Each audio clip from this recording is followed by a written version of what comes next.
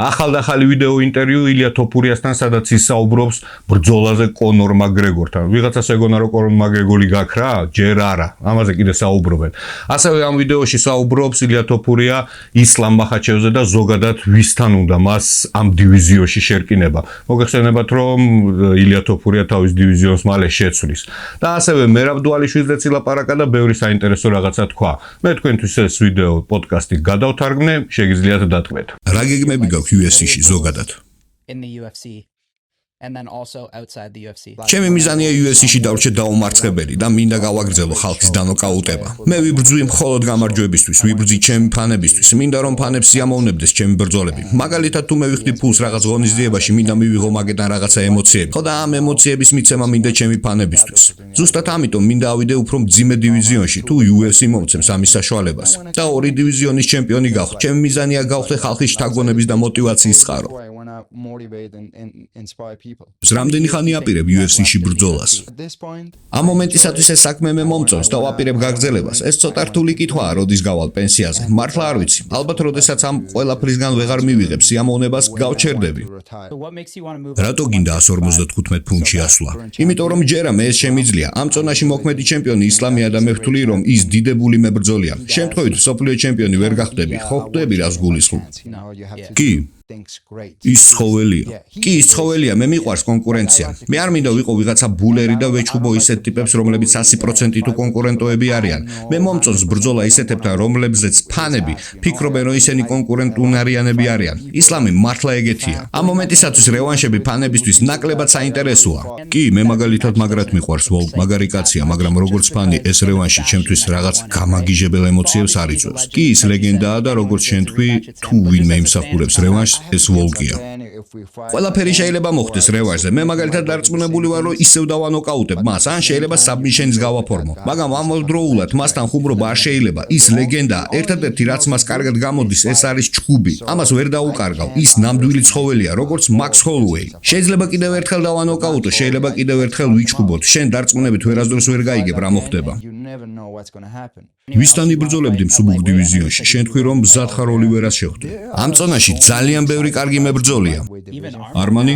კი, არმანს ცოტა თავის განვითარება ჭირდება, მაგრამ წარმოიდგინეთ ჩემი და დასტინ პორიეს ბრძოლა. მე ის ძალიან მაგრად მევასება, ის ნამდვილი მეომარია. გახსოვს რას ვიძახდი? ის გამოდის და ჩხუბობს, იქამდე სანამ არ მოკვდება. შენს წინაშეა ტიპი, რომელიც ჩხუბობს და ეცდება თავი მოგაგლიჯოს. ეს ძალიან ამაღელვებელი ბრძოლა იქნება ჩემთვის და ფანებისთვის. ისლამიც მაგარი მებრძოლია, ჩარლზიც საუკეთესოა, ჯასტინ გეიჯიც მაგარი მებრძოლია. ამ დივიზიონში ძალიან ბევრი კაი ბრძოლის გამართვა შეიძლება. ისლამთან ბრძოლა იქნებოდა სუპერ ბრძოლა. ამ აბის გაგებაზე მე როგორც ფანი ადგილზე ავხდებოდი სიხარულით. კი, ეს ეგრეა, რასაც მე ვიძახი, ამიტომაც მინდა ეს ბრძოლა. ფიქრობ რომ UFC-ს ეს ბრძოლა არ უნდა? არა, მე არ მგონია მათ რომ ეს ბრძოლა არ უნდოდეთ. ანუ განხილვაშია? კი, განიხილავენ, რაღაცეებია ალბათ გასარკვევი. ბევრია საუბარი, რომელი ჭიდაობა ჯობია, ქართული თუ დაღესტნის ჭიდაობა. ამას ვერ გაიგებ ასე. ამერიკელი იქნება რუსი, ყოველ მომენტში შეიძლება ყველაფერი შეიცვალოს. იმდენი რაღაცა მაქვს შემონახული ისლამისთვის, ბევრი პრობლემა შეექმნება. მაგანაც იცის და ყველამ, რომ მე მხოლოდ ერთი დარტყმა მჭირდება და ეს ერთი დარტყმა მე ძალიან გიჟურა ძლიერი მაქვს. გიჟურა ძლიერი, ხო ხვდები?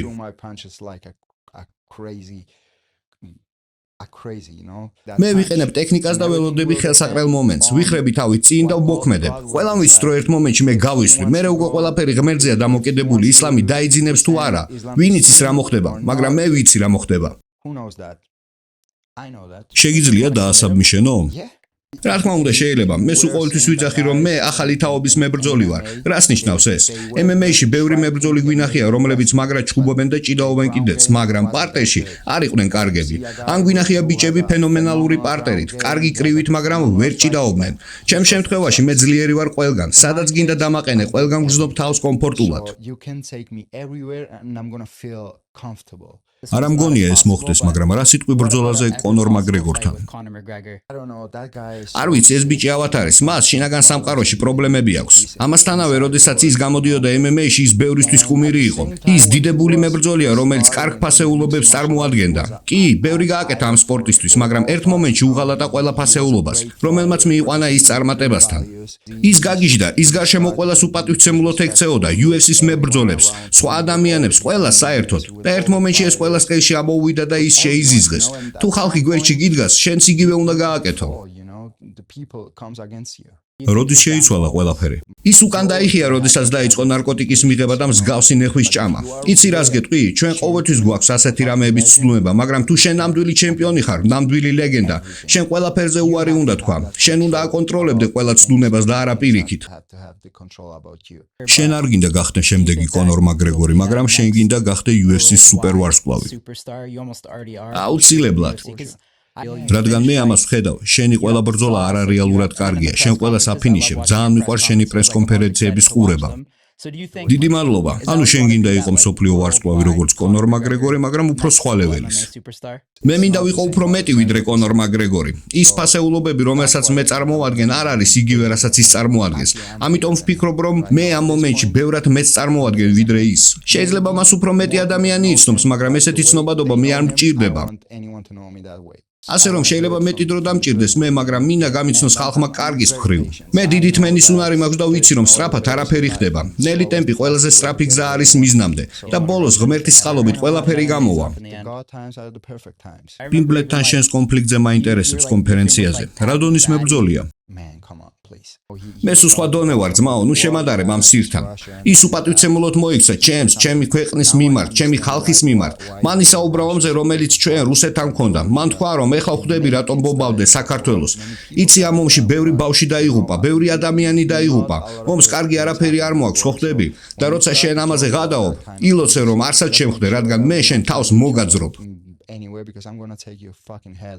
პრესკონფერენციაზე ტრეშ-თოკით როგორ იქცევენ ყურადღებას. მე ყველა ჩემ ოპონენტს პატივისცემით ვექცევი და ანალოგიურს ველი მათგანაც, მაგრამ როდესაც ისინი სხვა გზით აპირებენ მოქმედებას, მე არ ვეძებ პრობლემებს, მაო, მაგრამ თუ პრობლემები მე პოულობენ. ძალიან გიჟური ისტორია მახსენდება, ჯო როგანმა შენი ბრძოლის გამო კამალა ხარისთან ინტერვიუ გააუქმა. რას ფიქრობ ამაზე? რა ვიცი, ხიარული ისტორია იყო. ჩემი გულისთვის კამალა ხარის რომ არ მიიღებ, რადგან გინდა ჩემი და ჰოლუეის ბრძოლის ყურება. შენი ყველა დროის სამი საუკეთესო მებრძოლი ვინ არის? პირველი არის ჯონ ჯონსი, ის ნამდვილად იმსახურებს ამას. ჩემთვის ძალიან სასაცილოა, როცა ხალხი მას დაღესტნელ მებრძოლებს ადარებენ, თუნდაც ხაბიბს ან ისლამს. ყველა პატივსაცემი ადამიანია უდაოდ, მაგრამ რამდენი ბრძოლა აქვს ხაბიბს UFC-ში? 14, 15? ჯონ ჯონსმა მარტო 15 ჯერ ტიტული დაიცვა. მოკლედ ის არის ჩემთვის პირველი ნომერი. მეორე ნომერი, მეორე. ძალიან ძნელი შეკითხვაა. შეიძლება მეორე anderson silva. არ მინდა იცი ვინმე გამომრჩეს. ბევრი მებრძოლი მიყვარს და პატივცემ. ბევრმა მომცა мотиваცია. ნომერი 3. ვინ თქვა ნომერი 3? ჯორჯ სენ-პიერი. რას ფიქრობ, ჯონ ჯონსის და ასპინალის ბრძოლა შედგება? ძმაო, მე ძალიან მომწონს ასპინალი. ის ჩემსავით წარმოადგენს ახალი თაობის მებრძოლს. ის ახალი სისხლია. არ ვიცი, ძმაო. But I don't know, man. ზოგჯერ ამაზე საუბარი არ მინდა. მაგალითად, ჩემს და მაქს ჰოლუეის ბრძოლაზე, როცა ეკითხებოდნენ, რას ფიქრობთო? მე მესმის ყველას, ისინი მაქსის წინააღმდეგ ვერ წავიდოდნენ, რადგან ეს ძალიან ძნელია. მაგრამ მათ არ იცოდნენ მე რა შემიძლია, არ იცოდნენ რამდენს ვარჯიშობდი და რამდენად მაგრად მინდოდა გამარჯვება. ასე რომ ჩვენ შეიძლება გქონდეს იგივე სიტუაცია ტომას პინალთან. რას ფიქრობ დუალიშვილზე? თქვენ ორი ჩემპიონი ხართ საქართველოსდან. ძალიან ბედნიერი ვარ, ის მართლა მანქანაა. მაგალითად, თუ მე იგივეს გავაკეთებდი, რასაც ის, ჩემზე იტყოდნენ შეშლილია. მას კი ეს ძალიან მაგრად გამოსდის. ბოლო ბრძოლაზე მან ყველას დაუმტკიცა, რომ ის მსოფლიოში საუკეთესოა. მე ვხედავდი თუ როგორ кайფობდა ის ოქტაგონში. ისი აკონტროლებდა, რომ ასეთ რაღაცებს აკეთებდა. მეტოქეს დაცინვა წაქცევის მერე ამას ვერ იზავ თუ არ ხარ მაგარი. შენთვის მოულოდნელი იყო მისი გამარჯვება. მე ამას ველოდი. ყოველთვის ვიცოდი, რომ მერაბი ბევრად უკეთესია ვიდრე ნურმაგომედოვი. როდესაც ხედავ როგორ ბრძოლობს მერაბი, გეფიქრება, რომ ეს ბიჭი არ აპირებს ჩემს წაქცევას, რადგან მისი გდებები გვერდიდან არ არის ეფექტური. მაგრამ როდესაც მას ესპარინგები ან ებრძოლები ყველაფერი იცვლება. მას კაი ტაიმინგი აქვს და კარგად მოძრაობს და ეს მას ხდის მსოფლიოში საუკეთესოს. თუ შენ მაგალითად შეცვალე დივიზიონი მერაბი ამოვა მაღლა. მას ეს ნამდვილად შეუძლია. ბოლოს რო ვნახე უთხარი, შენ ყველას დამარცხება შეგიძლია, ვინც მე დავამარცხე. თუნდაც მაქს ჰოლუეის ან ვოლკანოვსკის, ყველას დამარცხება. ვნახე ვიდეო, სადაც შენი ბავშვი ვარჯიშობს. კი, რომ ნახო 5 წლის არის და როგორ მოძრაობს. კრივში რა კომბინაციებს ისვრის, ძმაო, გრძელ კომბინაციებს. როგორ მუშაობს თავით, ეს უნდა ნახო. 3 წლის იყო, მე არაფერი დამიძალებია, თვითონ მოვიდა და მითხრა, მაგ თო მავარჯიშო. მე ნამდვილად არ მინდა უბიძგო ამ თემაში. თუ მას არ უნდა ჰქონდა, რადგან არც მე არავინ მაძალებდა ეს მეკეთებინა. ჩემი მშობლები არასდროს არ მაძალებდნენ და არ მეუბნეოდნენ, ილია, წადი ვარჯიშეო. მას ვარჯიშები აქვს კრივში და ჯიუ-ჯიტსუში. ასევე ზოგჯერ რესლინგშიც ვარჯიშობს. კი, ფეხბურთსაც უბერავს, ძალიან კარგად თამაშობს ფეხბურთს.